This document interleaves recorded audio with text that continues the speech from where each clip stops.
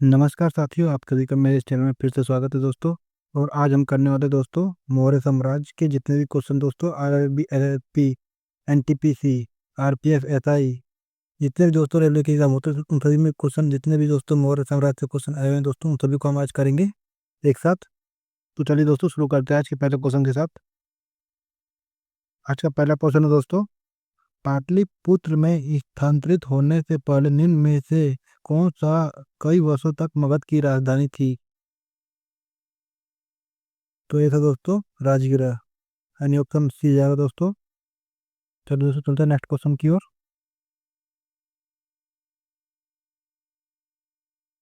लोरिया नंदगढ़ स्तंभ डैश में स्थित है? तो ये दोस्तों सी चंपारण में। ऑप्शन नंबर सी जाएगा दोस्तों इसका। देखिए दोस्तों ये नया क्वेश्चन हो सकता है आप लोगों के लिए।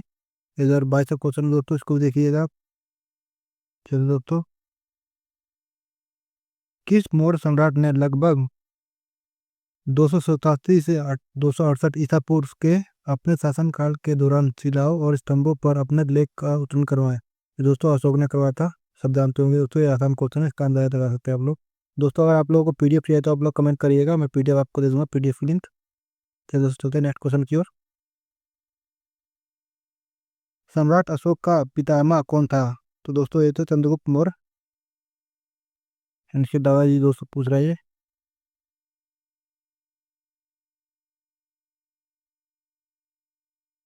निम्न में से कौन सा स्थल आधुनिक गुजरात में स्थित है जहां अशोक के शिलालेख अवस्थित हैं? तो ये दोस्तों गिरनार। लगभग 260 ईसा पूर्व किस मौर्य सम्राट ने कलिंग को जीतने के लिए सैन्य अभियान का नेतृत्व किया था? तो दोस्तों अशोक। ऑप्शन नंबर सी हो जाएगा दोस्तों इसका। इस लड़ाई के बाद दोस्तों अशोक ने दम की नीति अपना ली थी, ये भी आपको याद रखना है। अशोक के अधिकांश शिलालेख डच भाषा में थे, जबकि उपमहाद्वीप के उत्तर पश्चिम में पाए गए शिलालेख आरंभिक और यूनानी भाषा में थे। तो ये दोस्तों प्राकृतिक भाषा में थे दोस्तों अशोक के शिलालेख अधिकांश। मौर्य शासन के दौरान निम्नलिखित में से किस प्रांत को कर्नाटक के सोने की खान का केंद्र माना जाता था? तो ये दोस्तों सूर्यगिरी। ये दोस्तों बहुत इंपॉर्टेंट क्वेश्चन है दोस्तों, इसको आप लोग याद कर लीजिएगा। ये आ सकता है दोस्तों इधर 22 क्वेश्चन लेटेस्ट। ठीक है दोस्तों, सेल्यूकस निकेटस नामक दैत्य शासक द्वारा मेगास्थनीज नामक राजदूत को चंद्रगुप्त मौर्य के दरबार में भेजा गया था। तो ये दोस्तों सेल्यूकस तो कहाँ से था दोस्तों? ये यूनान का था दोस्तों, शायद मेरे हिसाब से दोस्तों यूनान का था। मेरे को याद आ रहा है जो अभी तक। देख लेते हैं बाकी इसका। देखिए दोस्तों यूनान, ये ऑप्शन नंबर डी होगा दोस्तों, ये यूनान का था। चलिए दोस्तों, मौर्य शासक अशोक के द्वारा निर्मित सारनाथ सिंह चतुर्भुज दैत्य से बना था? ये दोस्तों बलुआ पत्थर से बना था। देखिए दोस्तों ये भी नया क्वेश्चन हो सकता है आप लोगों के लिए, कहीं नहीं मिलेगा आपको बुक में, थ्योरी वाले में। 326 ईसा पूर्व में भारत पर आक्रमण आक्रमण करने के लिए सिकंदर ने सबसे पहले निम्नलिखित में से किस नदी को पार किया था? तो दोस्तों पार किया था सिंधु नदी को सबसे पहले पार किया था दोस्तों, और झेलम नदी के किनारे उसने राजा पोरस से युद्ध किया था। ये क्वेश्चन पूछा जाता है दोस्तों। डैश मध्य प्रदेश में भगवान बुद्ध के सम्मान में सम्राट अशोक द्वारा बनवाया गया बौद्ध स्मारक है? तो ये दोस्तों सांची का स्तूप, जो महाराष्ट्र में स्थित है दोस्तों, वो मध्य प्रदेश में। सांची के स्तूप का निर्माण किसने कराया था दोस्तों? चंद्रगुप्त अशोक ने कराया था दोस्तों, ये आपको याद रखना है। ये क्वेश्चन बहुत बार पूछता है।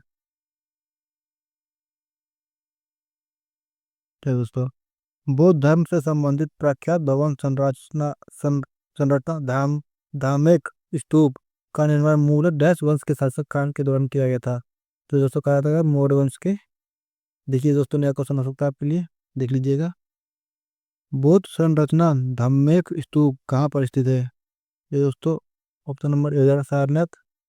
देखिए दोस्तों क्वेश्चन को थोड़ा घुमा के पूछा गया दोस्तों, ये देख लीजिएगा आप लोग, ऐसे ऐसे क्वेश्चन पूछता है दोस्तों, द्वारा छोड़ा क्वेश्चन है आपकी दोस्तों, ये थोड़ा सा क्वेश्चन को घुमा के पूछा है।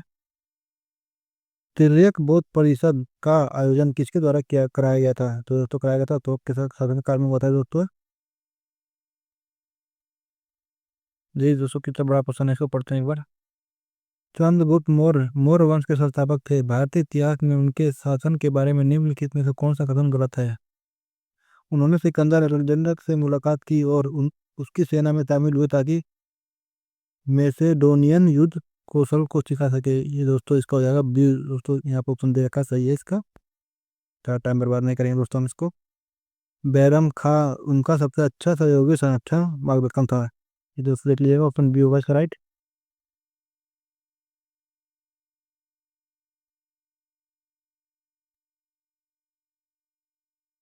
अशोक तट सिद्ध रूप में से प्रारंभिक भारत के सबसे प्रसिद्ध शासक थे जिसने कलिंग पर विजय प्राप्त की। वे देश के पौधे थे। ये दोस्तों चंद्रगुप्त मौर्य हो जाएगा दोस्तों, यहाँ पे option number B Chandragupta Maurya के पिता पौधे थे दोस्तों, यानी बिम्बिसार के बेटे थे।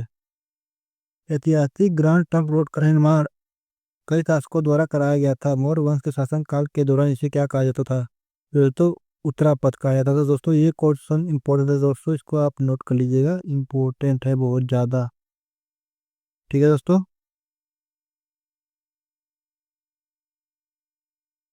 कलिंग युद्ध की हिंसा को देखकर प्रतिशोध लेने की सोच रखने वाले सम्राट अशोक का हृदय परिवर्तन हुआ और वे एक स्थिर चित्त एवं शांतिप्रिय सम्राट और दर्द के अनुयायी बन गए दोस्तों। बौद्ध हो जाएगा उसमें, ये बौद्ध के अनुयायी बन गए थे दोस्तों बाद में युद्ध को देखने के बाद, क्योंकि बहुत लोगों की जान उसमें गई थी दोस्तों, बेगुनाह लोगों की।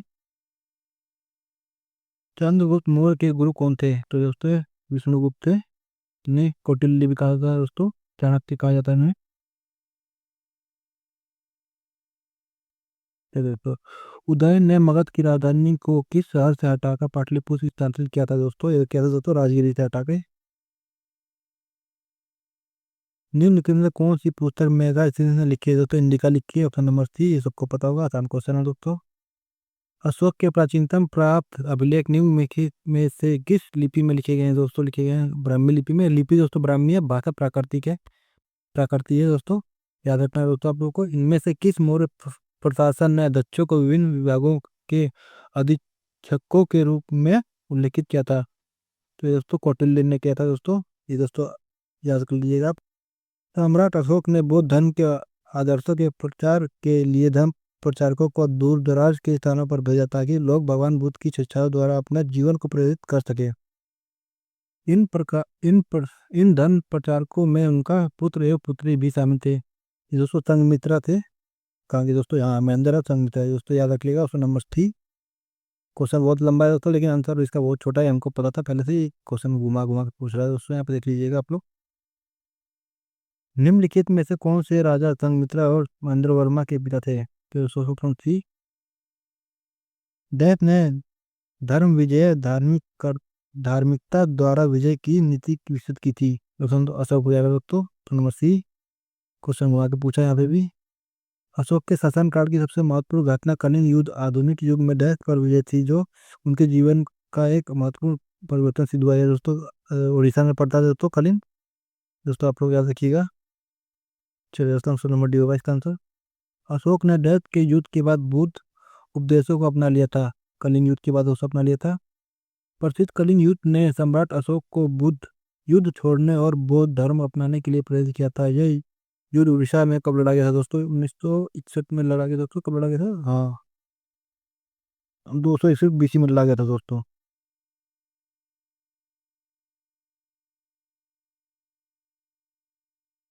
अशोक के किस शिलालेख में कलिंग युद्ध में अशोक की विजय कब लगी दोस्तों? 13वां लेख हाँ दोस्तों, याद होगा आप लोगों को सबको। छोटा क्वेश्चन है दोस्तों, आसान क्वेश्चन है। चंद्रगुप्त का पुत्र डैश मौर्य साम्राज्य के सिंहासन पर बैठने वाला दूसरा शासक था दोस्तों, बिंदुसार था दोस्तों, ऑप्शन नंबर डी। ये आसान क्वेश्चन है दोस्तों। सम्राट अशोक डैश का पुत्र था जो मौर्य वंश के संबंधित था दोस्तों। अशोक ही बिंदुसार का पुत्र था दोस्तों, और बिंदुसार मौर्य चंद्रगुप्त मौर्य का पुत्र था। सम्राट अशोक किसके उत्तराधिकारी थे दोस्तों? ये तो बिंदुसार के दोस्तों, अभी बताया आपको पीछे। सम्राट अशोक ने पत्थर के स्तंभों और पत्थर के तख्तों पर अपने डैश आदेश उत्कीर्ण करवाकर अपने राज्य के प्रमुख स्थानों पर स्थापित किया था ताकि लोग तदनुसार आचरण कर सके। दोस्तों जो इसका ऑप्शन नंबर 2014 अभिलेख थे दोस्तों, इसके मतलब कुल मिला के पूछना चाह रहा। अशोक महान से संबंधित थे चंद्रगुप्त मौर्य दोस्तों। अशोक महान संबंध डैश से संबंधित है, मतलब चंद्रगुप्त मौर्य मौर्य वंश से संबंधित है दोस्तों। महान सम्राट अशोक किस वंश से थे दोस्तों? मौर्य वंश। जैसे दो बार पूछा गया दोस्तों, ये देखिए 21 में पूछा गया है, 16 में पूछा गया, सेम क्वेश्चन दोस्तों। देखिए 4 साल बाद भी रिपीट कर रहा है, मतलब ये दोस्तों क्वेश्चन रिपीट करते हैं।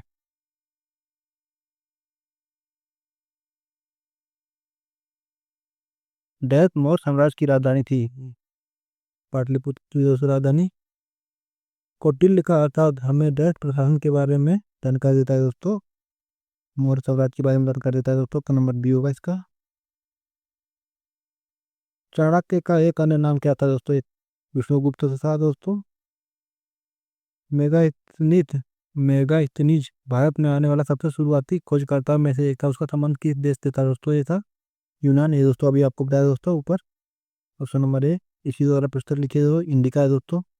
ये देखिए दोस्तों कितना लंबा क्वेश्चन पूछा गया है, 2000 जेई का है दोस्तों, 2014 का। देखते हैं दोस्तों क्या बोला गया इसमें। सम्राट अशोक ने अपने राज्यकाल के 12 वर्षों में एक विशेष अधिकारी की नियुक्ति की थी जो भूमि का संरक्षण करता था तथा भूमि अभिलेखों का रखरखाव करता था और न्याय का पालन करता था। इन अधिकारियों को डेथ कहा जाता था दोस्तों, कहा जाता था रज्जुक। देखिए दोस्तों कितना लंबा क्वेश्चन है, ये इंपॉर्टेंट क्वेश्चन है दोस्तों, आप लोग इसको नोट कर लीजिएगा पेन पे। नहीं तो आप मुझसे पीडीएफ ले लीजिएगा दोस्तों, आप कमेंट कर दीजिएगा, मैं आपको पीडीएफ की लिंक दे दूंगा दोस्तों, आप पढ़ लीजिएगा। किस राजा की कहानी मुद्दा वाचक नाटक का विषय है? तो दोस्तों चंद्रगुप्त मौर्य। मुद्रा असल लिखी किसी के द्वारा गई है दोस्तों? लिखा विशाखा दत्त के द्वारा लिखी गई है दोस्तों। ये क्वेश्चन बहुत बार पूछता है।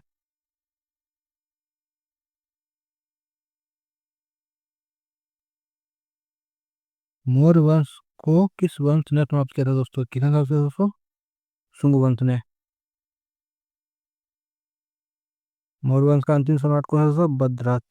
ये दोस्तों आपके पूछेगा, ये भी इंपॉर्टेंट क्वेश्चन है दोस्तों, इसको भी आप नोट कर लीजिएगा। तो दोस्तों चलते हैं, मिलते हैं नेक्स्ट वीडियो में। अगर वीडियो आपको अच्छी लगी तो कमेंट कीजिएगा, लाइक कीजिएगा दोस्तों, शेयर भी कीजिएगा दोस्तों। अभी मेरा चैनल नया नया है तो अपनी सपोर्ट करिए दोस्तों। मैं अभी आपको बहुत सारे दोस्तों जो आप बुक नहीं कर पाते, मैं उन सबको बहुत मतलब बुक खरीद के उनकी पीडीएफ मैं आपको पढ़ा सकता हूँ दोस्तों फ्री में।